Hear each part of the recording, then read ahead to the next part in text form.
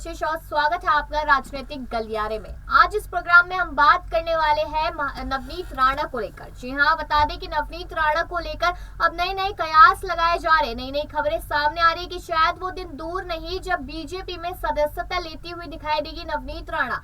खबर ये भी सामने है कि शायद बीजेपी की तरफ से चुनाव लड़ सकती है नवनीत राणा उद्धव ठाकरे के खिलाफ। लेकिन एक बता दें आपको कि जिस तरह से महाराष्ट्र में एक के बाद एक विवाद लगातार सामने आ रहा है। अब 10 जून यानी कि कल यहाँ पर राज्यसभा चुनाव है और कहीं ना कहीं अब इस चीज को लेकर और कयास लगाए जा रहे हैं कि शायद नवनीत राणा निर्दलीय तौर पर या फिर बीजेपी की तरफ से एक बहुत बड़ी मात या उद्धव ठाकरे को दे सकती है। सिर्फ और सिर्फ कयास लगाए जा रहे हैं या फिर इसमें कुछ हकीकत भी है। तो इन्हीं सब चीजों को लेकर चर्चा करने के लिए हमारे साथ मौजूद दीपक है। तो दीपक, आपका स्वागत है।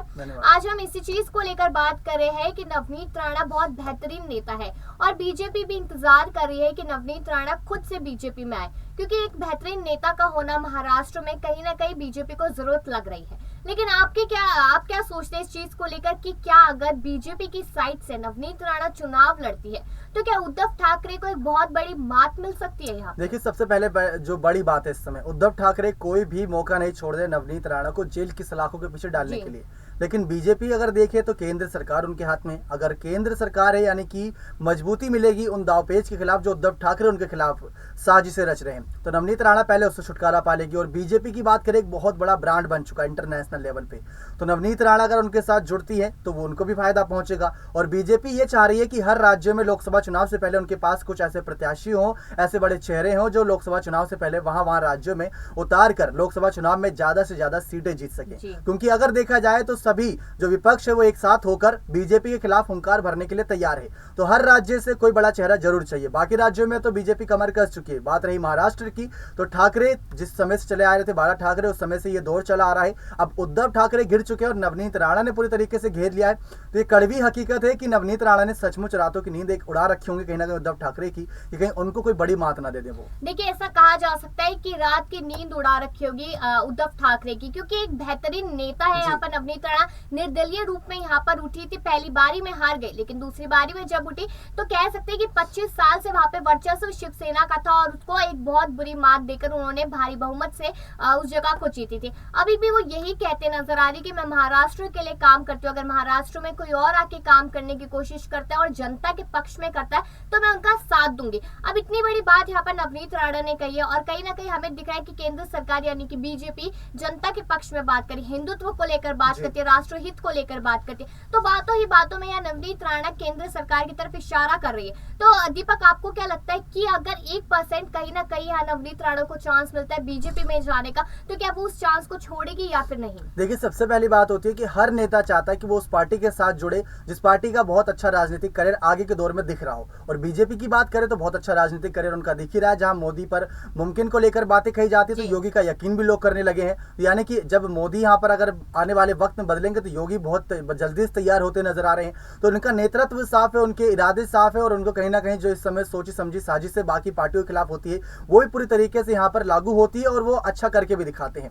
तो हमने अलग अलग राज्यों में देखा। लेकिन बात अगर महाराष्ट्र की आती है, शिवसेना और बाला ठाकरे और ठाकरे परिवार को लेकर, तो बहुत समय से इनका यहाँ पर सिक्का और ओहदा देखने को मिला है, दबदबा देखने को मिला है। लेकिन एक विवाद से नवनीत राणा ने जिस तरीके से बवाल खड़ा किया और दिल्ली से हुंकार भरी और महाराष्ट्र तक आवाज गई, वो सबको यहाँ पर साबित करने के लिए काफी था। क्योंकि उससे कुछ समय पहले उनको जेल की सलाखों के पीछे डाला था। कोई और होता तो शायद सहम के अपने घर बैठ जाता, चुप्पी साध लेता। लेकिन नवनीत राणा चुप नहीं हुई, बल्कि और ज्यादा जितना उनको दबाने की कोशिश की गई वो उतना उठती चली गई। एक के बाद एक वो पोल खोलती चली गई, उद्धव ठाकरे को लेकर बयान देती चली गई कि जहां से ये खड़े होंगे उसके खिलाफ मैं हमेशा खड़ी मिलूंगी। बात अगर रही बीजेपी की, तो ना सिर्फ बीजेपी, अगर उद्धव ठाकरे के खिलाफ इनको लड़ना पड़ा तो निर्दलीय पहले भी लड़ चुकी है, अभी भी शायद उनको कोई दिक्कत ना हो। देखिए, यहाँ पर नवनीत राणा ने कहा था कि वो दिल्ली में जाके हनुमान चालीसा करेगी, उन्होंने करके दिखाया। उन्होंने कहा था कि जहाँ पे उद्धव ठाकरे रैली करा करेंगे वहीं पे मैं हनुमान चालीसा का पाठ करूंगी। अब कल ही उनके औरंगाबाद में रैली थी। अब देखना इस चीज को है कि क्या वहां पर भी हनुमान चालीसा का पाठ करते नजर आते या फिर नहीं। लेकिन यहाँ पर हमने एक नई खबर जो जानी, जो लगातार अपडेट सामने आ रही है महाराष्ट्र को लेकर, उसमें यहाँ उद्धव ठाकरे ने अपने औरंगाबाद रैली में कहा था कि अगर हिम्मत है तो कश्मीर में जाके हनुमान चालीसा पढ़े। तो क्या दीपक, यहाँ पे लगता है कि कश्मीर में हनुमान चालीसा पढ़ना नामुमकिन है? क्योंकि अब तो कश्मीर के हालात जो है वो काफी बेहतर हो चुके हैं जब से 370 को हटाया गया है, तो क्या हनुमान चालीसा लोग वहाँ पढ़ने नहीं देंगे आपके हिसाब से? देखिए, सबसे पहली बात, अगर उद्धव ठाकरे ने ये बात कही है तो वो कहीं ना कहीं ये समझ चुके हैं कि नवनीत राणा जिस तरीके से इन दिनों दावपेच खेल रही है उससे उद्धव ठाकरे परेशान है। इनके इस बयान ने साफ कर दिया है, क्योंकि हनुमान चालीसा का विवाद राज ठाकरे से शुरू हुआ था, नवनीत राणा ने बहुत उसको तूल दी, फिर उसके बाद उद्धव ठाकरे उसने फंसते चले गए। तो बयान देना नवनीत राणा को बढ़ावा देना एक तरीके से साबित हुआ। बात रही कश्मीर में जाके हनुमान चालीसा पाठ करने की, तो हर संप्रदाय, हर धर्म संप्रदाय को अब मान्यता उतनी ही मिल रही है जितनी मिलनी चाहिए। तो हनुमान चालीसा का पाठ को लेकर हो या अजान को लेकर हो, किसी को कोई रोक टोक नहीं है, कोई कहीं पे भी पढ़ सकता है। और अभी आप देख रहे होंगे नुपुर शर्मा मामला कितना तूल पकड़ता नजर आ रहा है। ये धार्मिक संप्रदाय को लेकर जुड़ा हुआ था और बीजेपी के ही नेता थी, उनको वहां से निष्कासित कर दिया गया। इससे बड़ा उदाहरण क्या दें कि धर्म को लेकर अब जो भी कुछ यहाँ पर बातें कहेगा उनको जेल की सलाखों के पीछे डाल दिया जाएगा, उन पर बड़ी कार्रवाई होगी। तो कहीं पर भी हनुमान चालीसा या अजान पाठ को लेकर कोई रोक टोक नहीं है, लेकिन अगर एक चुनौती दी है तो कहीं नवनीत राणा उसको स्वीकार न कर ले। अगर स्वीकार करती हैं तो उद्धव के लिए बहुत बड़ा कह सकते करारा जवाब होगा। कह सकते हैं यहाँ पे आपने नुपुर की बात की थी, तो यहाँ पर हम बात करें सांप्रदायिक जिस तरह से धर्मों की बात हो रही है, तो इस तरह से माना जा सकता है कि आने वाले टाइम में भी और अभी भी जिस तरीके से सिर्फ और सिर्फ धर्म को लेकर राजनीति की जा रही है, यानी कि आपके काम को नहीं पूछा जा रहा है, आप सिर्फ ये दिखा रहे हैं कि हम असली हिंदू लोग हैं, हम असली हिंदुत्व की बातें करते हैं। यहाँ पर जो यानी कि बीजेपी की जो तस्वीर है वो तो है ही, अब उसको तो नहीं बदला जा सकता, लेकिन अब जिस तरह से कांग्रेस पार्टी है, जिस तरीके से यहाँ शिवसेना है, अब क्या आपको लग रहा है कि यहाँ पर ये लोग भी धर्म की राजनीति खेल रहे हैं? और इनको लगता है कि अगर धर्म की राजनीति खेल के लोगों की भावनाओं को अगर आहत पहुंचाते या उसको ठेस पहुंचाते तो यहाँ पर हम तभी चुनाव लड़ सकते हैं, वरना नहीं लड़ सकते। देखिए, सबसे पहली बात तो धर्म की राजनीति होती है, ये सबने माना है, क्योंकि जब भी बात आती है वोट बैंक की तो लोग इस तरीके से देखते हैं कि हिंदू का वोट बैंक कितना है, मुस्लिम का वोट बैंक कितना है, अल्पसंख्यकों का वोट बैंक कितना है। तो ये देखा जाता है, ये कड़वी हकीकत है, लेकिन देखा जाता है। कोई ये नहीं देखता कि पुरुष कितने, महिला कितने, बल्कि धर्मों के हिसाब से वोट बैंक बांट दी जाते हैं। लेकिन शायद अब उस राजनीति से उठकर कुछ बड़ा करने का, काम करने का यहाँ पर वक्त आ चुका है, क्योंकि हर कोई अगर हिंदुत्व की राजनीति अपनाएगा, जैसे अब यहाँ पर बात करें नवनीत राणा ने हिंदुत्व की राजनीति अपनाई और वो हनुमान चालीसा पाठ को बढ़ावा देती नजर आई। उद्धव ठाकरे उसके खिलाफ भले ही बहुत कम बातें करी, लेकिन एक खिलाफ बन गए वो पूरी तरीके से। तो मुश्किलें हैं, बाकी नेताओं के लिए मुश्किलें, लेकिन राज्यसभा चुनाव बहुत बड़ी चुनौती है नवनीत के लिए भी और उद्धव ठाकरे के लिए भी। देखिए, एक आखिरी सवाल रहेगा, क्योंकि जिस तरीके से महाराष्ट्र में इस वक्त कयास लगाए जा रहे हैं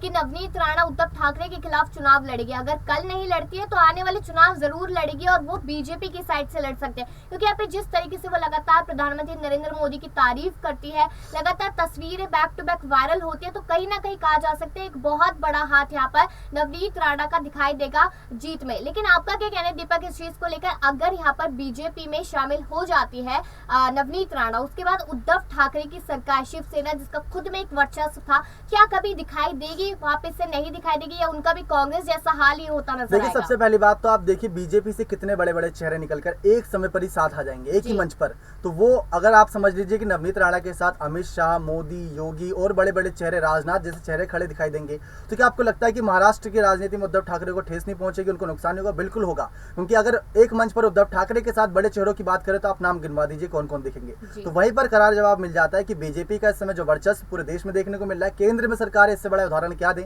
और महाराष्ट्र तक उद्धव ठाकरे शिवसेना बहुत अच्छा कर रही है, ये बात सबने स्वीकार करी, लेकिन नवनीत राणा जिस तरीके से हुंकार भरी है और जिस तरीके चुनावों को लेकर उन्होंने चैलेंज कर दिया है, वो तो आने वाला वक्त ही बताएगा। देखिए, सारी इन बातों को समझ के, सुन के तो ऐसा ही महसूस होता है कि नवनीत राणा तो अब रुकने वाली नहीं है और एक मुंह तोड़ जवाब वो उद्धव ठाकरे को दे सकते हैं। लेकिन ये देखना लाजमी होगा कि क्या आने वाले टाइम के जो चुनाव है उसमें बीजेपी यहाँ पर समर्थन देती नजर आती है, नवनीत को नहीं आती है, और नवनीत कितना ज्यादा यहाँ पर बीजेपी का सपोर्ट लेती नजर आती है, तो ये देखना लाजमी होगा। लेकिन सवाल यही रहेगा कि क्या नवनीत राणा बीजेपी में मिलकर यहाँ उद्धव ठाकरे को मात दे पाएगी या नहीं। तो उम्मीद करते हैं कि आप भी कमेंट सेक्शन में अपनी राय जरूर रखेंगे, और बाकी ऐसी खबरों के लिए देखते रहिए राजनीतिक गलियारा। मिलते हैं फिर से समय पर, नमस्कार।